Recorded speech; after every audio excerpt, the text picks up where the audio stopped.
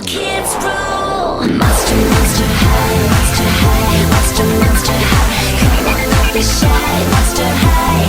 The party never dies. Okay, so we are going to this event outside for Halloween. And so Sade, she's going to be the character Red from the Descendants movie. If you guys haven't seen that look, then go ahead and check that out. And so now it's going to be Catty Noir. That's what she's going to be from Monster High. Just in case y'all want the reference. It's going to be cute. We're going to spray her with black. So I'm going to use some of this Createx. Then I also mix a little of the white just for the highlight areas. On Amazon, the single bottles of the black or the white was about $7 each. But if you want to get a whole set, I saw, you can get 6 of them for about $25. But just make sure you get the opaque kind. That means that you don't see through it as good. Because, of course, you can get transparent, pearlescent, stuff like that. Just make sure you get the opaque paint. And I'm going to mix it with some of this Mehron sealer. It's the Mehron barrier spray. Sets and seals the makeup, but you can also use a mixing liquid. And I'll explain more of the differences. All right, y'all know me. I be having to show y'all, but yeah, this is what I'm talking about. I use the Mehron barrier spray. It's like a setting spray. You know how when people do that on top of their makeup? But it's equivalent because, every company is going to have their own brand and stuff. And, Mehron is more of like a professional grade. ÄL.F is another one. This is out, but it's equivalent to this. A makeup setting spray. I be liking this because it's got a minty smell to it and it's matte. So you can spray that on top of your makeup, but also body paint. But I used it because at the time, I didn't even know. It's been a while since I've done any body paint. I didn't even know if I had any mixing liquid. I had to dig it out. And at the time, I was just using what I had right in my hands, at my disposal, in my little bag for face paint. But body paint, I actually did have some mixing liquid. And that's what you can mix in the makeup to kind of make it waterproof and not crack as bad instead of just spraying it on top of it. So this is what I'm talking about, mixing liquid. And like I say, every brand has their own. I have a big old bottle of liquid set from ÄL.F. The same thing, it's mixing liquid. But I use this like mixing liquid. So you can do either or. You can mix it and spray it on top, if you want to, or, one or the other, but just showing you what I'm talking about when it's getting into face paint, body paint, stuff like that. Usually black doesn't crack as bad as white paint, but I'm going to put some just to make sure it lasts good, and then top it with a little of this high definition powder. Hopefully it don't look too crusty, but then maybe spray it and it might be fine because it's supposed to be translucent. So here we go then. We on the brush, but we about to make it work. Hopefully it doesn't crack. It should. Also, I have my Hydro Grip Primer on my face right now. Okay, cool. So I got a little of the black in here. I'll mix it with a little of this. I don't want it to thin out too much, but I'm going to add a little. It's like pouring setting spray in there, basically. If I had some liquid. Yeah, I'm getting my terms mixed up. I'm a painter as well. Liquid is what I mix with oil paint to speed the drying. But that's not what I'm talking about. I meant to say liquid set. Mixing liquid, basically what I said earlier. I would usually put that in there. It's some mixing liquid, basically. Mix that together. You can tell this has been my little mixing thing for years. Alright. Let's see how transparent it is. So we did it 2 times. This is the first attempt. I sprayed it all over her face and chest. And then used the white to highlight. And you notice that I'm using my hand to kind of block in the areas where I don't want it to go. So that's how it looks so far. And then I use my hand to block where I'm doing the eyeshadow part, the base of it. But you can tell it's still, it's some overspray. This is how you get more of the fine lines when you read them. Mm-hmm. Okay. Cause see, I could have blocked off doing this too when I sprayed that. Yeah, so now what I'm going to do is I'm going to trace her eyelid to create a stencil. so that once I put the pink eyeshadow over the white, it'll be more precise. We giving this, we finna cut it out, and then when we spray it, I'm gonna lay this like this. That seam, this fits here perfectly. Now is this about where you want it to end it? But you see, if you look to where this is here, so I don't know if I need to extend it more. I guess you could end it towards the middle of the eye. But this does fall right under your eye thing, right? Don't it? I think it do. I might just extend it with a pinch more. Alright, y'all, we about to spray this pink on and see how it's going. Let's see, turn this on. So now I'm spraying the pink, and you can see where that's more precise, overlaying that white. And then you can always pick up the stencil and just adjust it. You know how I'm doing the inner corner where I missed it? Then especially flipping it around and reusing it, make sure you wipe it off so the residue doesn't get on there, on the skin. And then also I'm using that same stencil for her nose. The first attempt was this bright pink, but then the second one was a lighter pink. I think we lost some footage, but you can see where we kind of cleaned it up a little bit, like under the eyes and all of that. So now we're just gonna try to get it a little bit better on the eyes, because one of the eyes I got a little different. It's a little off. I'm assuming that this is where I need to be at, right here.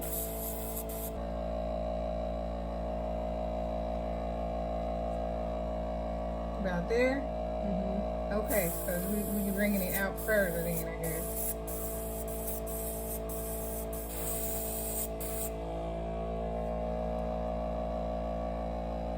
That's better?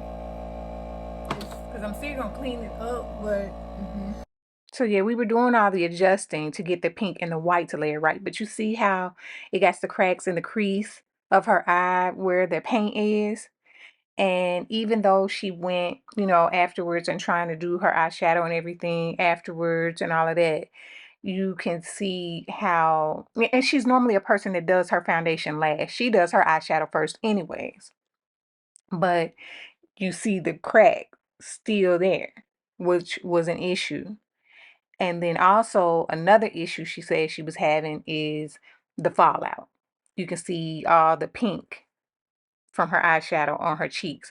So we decided the second go round to not put the face paint on that part before she does her eyes. So we'll see the second attempt. Okay, so we are trying a different approach, and hopefully this will help with the fallout and stuff. We are going to spray around first in her eyes, and then let her do her thing, and then we'll spray the rest of it black. So wherever fallout from her eyeshadow and stuff, I could wipe it off, and then we can do the full black face paint. Right. So that's what we're doing. All right, so here we go with the second attempt. And this time we're going around in passes and circles. That's normally what you do to make it even coverage. But we are going to do the perimeters of her face more so than the inner portion, you know, the whole face. Are you about to do the And white? then still going to use that as on the side to do the white. And we're not going to layer the pink. I'm going to let her do all of that when she does her own makeup. Okay. Straight. So we're going to try this, because last time it was kind of getting crunchy on that pink part and her fallout. So we're going to try this method, see if that works better. All right. Wish me luck. I'm going in with my Kimchi Diamond palette. And this is what the palette looks like online. I'm going in with that, and I'm using white highlighter to go into this and fill out the white part and make it shiny. And this is me layering the Kimchi shimmer, the silver shimmer, on top of the Airbrush makeup. And this is me using my setting spray to, you know, make sure I get more color payoff for when I go in with the color again to have it show up better. I'm going in next with this black. It's broken, but this is Ben Nye pressed eyeshadow in ES99 black. And here's me starting off the cut crease with the black on the outside for the wing. And I'm just, you know, bringing it out more to blend it into the highlighted part. And then here's me going more so in towards the center of my eye, so that when I actually cut it, it's still some black there. And here I am blending and layering it some more. I'm also gonna go back in the 촘ØΗ palette, the diamond one, and use the shimmery black one. And this is a shimmery black that I'm gonna layer on top of the solid black to give it more oomph to match the highlighted area. Then next, I'm gonna go in my Juvia's palette and use a gray to kind of blend out the black. And I'm taking that and going above the black just to gradiate it into the highlighted section. And here I am going back into the highlighted area as well as the black area to make it pop more. Time to cut the grays. I'm gonna do the other eye off camera just so things could go faster. And here's me going in with the micellar water and a Q-tip to create the shape for the cut crease and, you know, clean it up and make sure it's precise. That's why I'm pulling at my eyes. And then there goes me cleaning it. And voila, crease is cut. Now to go in with the pink, I'm gonna go in with the Juvia's Place, the Masquerade mini palette with the color Bori, hot pink over here. And here I am putting the shadow on the cut crease the part that's supposed to be pink. And I'll be going in with the primer, that's what I'm doing right now, so that there's not that much fallout. I put a little bit of primer in there just to see if it gets more color. And this is the second layer of eyeshadow. Okay, I took some of this Moira blush and just used that as a lid. Okay, I got it looking better than before. And so right now I'm just using a small compacted concealer brush to put on the Moira. Now I'm going back in with the powders. So basically, this is the intensity afterwards. Okay, this is how the eye is looking. About to go in and do the other eye off camera. All right, y'all, so this is what she's done with the eyeshadow first. And it does look cleaner. It doesn't look like it's cracking, you know. So now we're just going to spray the rest of it and go from there. All right, we're back at it again with the second attempt. I'm using the corner of the stencil that I made for her eyes and used for the nose for the perimeter of the face to not interfere with that eyeshadow. Go under the eyes, but you see I'm not messing with right under the lid because she's going to use like a black eyeshadow or something like that for that. And around the sides of the face, and you see how I'm going in a circular motion. And also you don't, you want to do as many passes so the skin isn't showing through. Getting the neck area and the chest area and all of that. Again, as many passes as you need to try to cover the skin. Get behind the ears and under the neck as well. Under the chin, the sides of the face. So I'm just doing both sides, Spray under the neck, but be careful because you know how, of course, that moves a lot. So it can crack real bad if you do the layer too thick.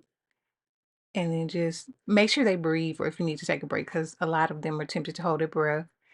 Then getting the other side, you see how I'm using the side of the stencil to kind of block off where the eyeshadow is to keep that precise and not interfere with that.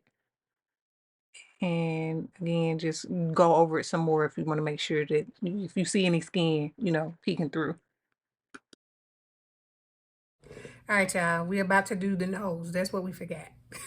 We gotta do the pink nose. The first attempt, the nose was a brighter pink, but this time, to keep it true to the picture, she wanted it a lighter pink. And you see how I'm also pointing the stencil inward to kind of give it that dip or heart shape. And then just using it to block for getting under the nose. And of course, you can adjust it to get the size. And I'll always clean it up too. So we're cleaning it up with liquid liner for now. And then also we'll take the black and spray to clean it up some more. And then it's cute using the little liner for the dip under there. But that's cute. Cute, y'all.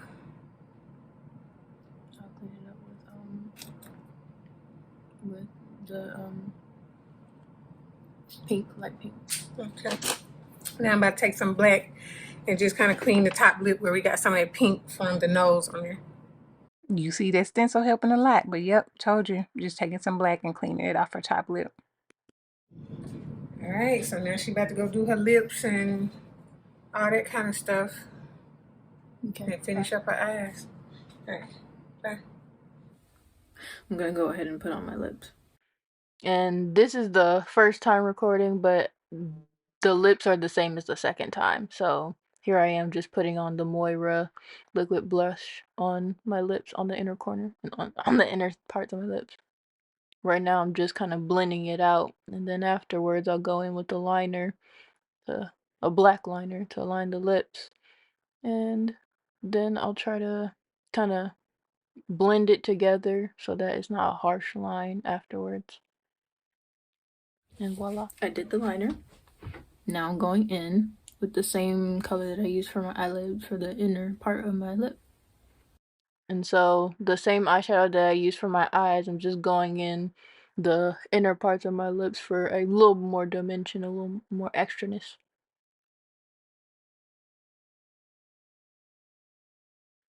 And right now I'm just going in with the liquid blush and the same eyeshadow that I used to create the darker hot pink eyebrow. But afterwards, for the second video, I don't think I recorded that part, but for the second video, I just went in with the liquid blush and a little bit of the white from the face painting palette, so the gradient will match the hair. It's good enough. Yeah, you achieved it. The pink brows. Huh.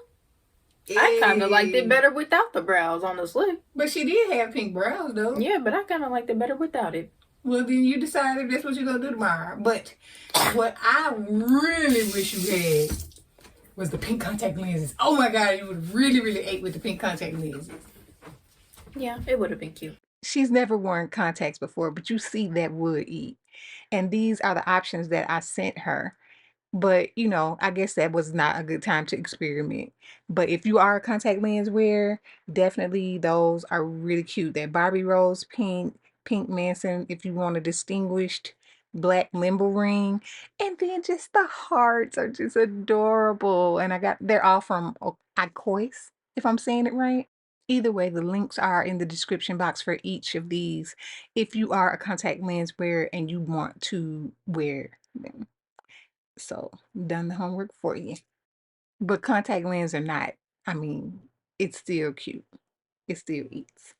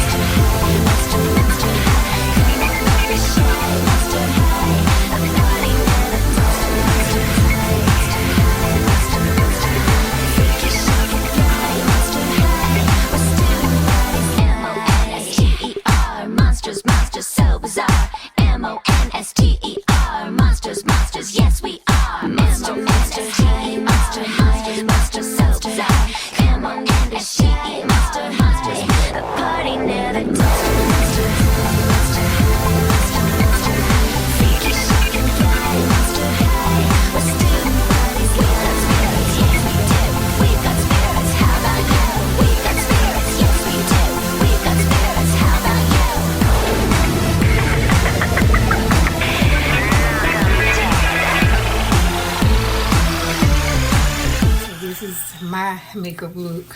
You can check out my smoky eye red lip look. With Miss Sade. Check out her Princess Red from Descendants look. Cute. And Miss Catty Noir. Sana. And Princess Reed. And just Mom. Thank y'all for watching. Bye.